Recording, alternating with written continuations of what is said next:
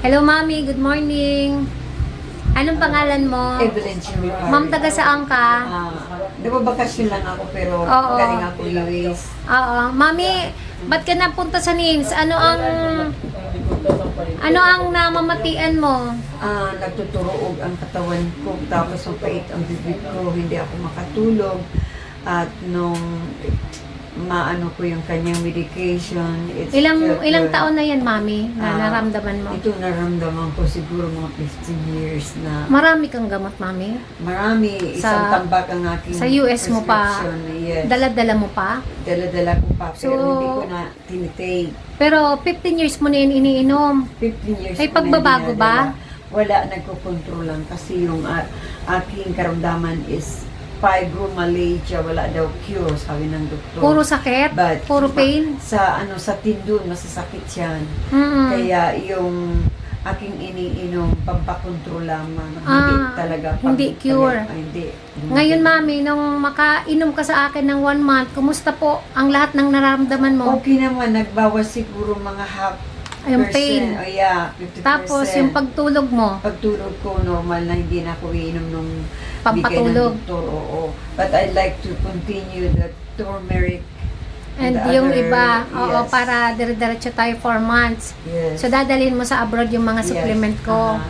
Oo, naniniwala ka, Mami, na ngayon po, natural healing talaga ay maganda. Oo, nakatulong sa akin yung food Mga supplement. na pinescribe niya sa akin. Nakatulong talaga. At naiintindihan mo why and what. Oo, sinusunod mo, Mami, yung mga bawal na Ay, pagkain? oo, masyado ako maano sa pagkain. Ang kanin ko, ganyan lang. Oo, nagpapainit ka dun sa beach mo. Oo, kaya maitim na ako eh. Oo nga, pero okay lang yan. At least healthy ka naman. Yeah, tapos, Mami, ilang taong ka na? 68 years old. Oo, ilang taong ka na sa Amerika? 26 years old. Oo, andun yung family mo. Oo. O, dito, nagbakasyon ka lang? Nagbakasyon ako. Oo, at masaya ka dahil nakita mo na yun, natagpuan mo na yung kagalingan mo. Parang inuwi ako para ma-cure yung aking karamdaman na hindi ko maintindihan. Oo. Nung pinasa US. Hindi mo alam kung ano talaga nararamdaman mo. Ano ba nararamdaman mo, Mami, sa umaga? Sa umaga, basta pagising ko, mainit mo ng tubig, iniinom ko, napakaano ng pakiramdam ko. Oh, pero Tapos ano talaga kape, yung masakit sa'yo? ang tindon, ang grabe. Grabe, ano? Nagtuturog ang lawas mo?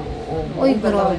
Mga ilang beses maghapon? Pag minsan, malusog ako 1 week, minsan isang linggo, hindi ako pinakakawalan niya. Nakahiga lang ako, gusto ko nakahiga, nakapikit. Para hindi mo ma-feel yung sakit. sigla. Kasi- Walang sigla. Kasi ang tindon nga ang binabanat ng fibromyalgia. Sa Ngayon, Mami, nararamdaman mo pa ba yun o konti na lang? Hindi na. Hindi na? Pag nararamdaman ko mga isang oras lang. Wala higa na? ako. Wala na. I hope Oh, na. dire-diretso na. Grabe, thank you, Lord. Oo, hindi ako ang nagpagaling sa'yo, si Lord. Tapos, so, kaya nga parang yung... inuwi ako dito para malaman at maintindihan ko. Oo, ang ganda. Thank you, Mami. Sana, Hindi na ako hindi na ako iinom ng prescribe ng doktor. How many years and years I'm taken off. Grabe, Mami? Ano masasabi mo, Mami, dun sa mga senior din na hindi na nila alam kung saan sila pupunta? Grabe, ang tagal na ng kanilang sakit, hindi sila gumagaling. Yeah, one more thing, nag-aano sila ng pera, natatakot silang malaman kung ano talaga ang katotohanan ng karamdaman nila. Kaya nandiyan na ang stress. Pag dumating ang stress, lalong lalala ang nararamdaman nila. Kaya dapat magpa-detox talaga. Yes. Natural healing. Thank you, Mi. I love you, Mi. Thank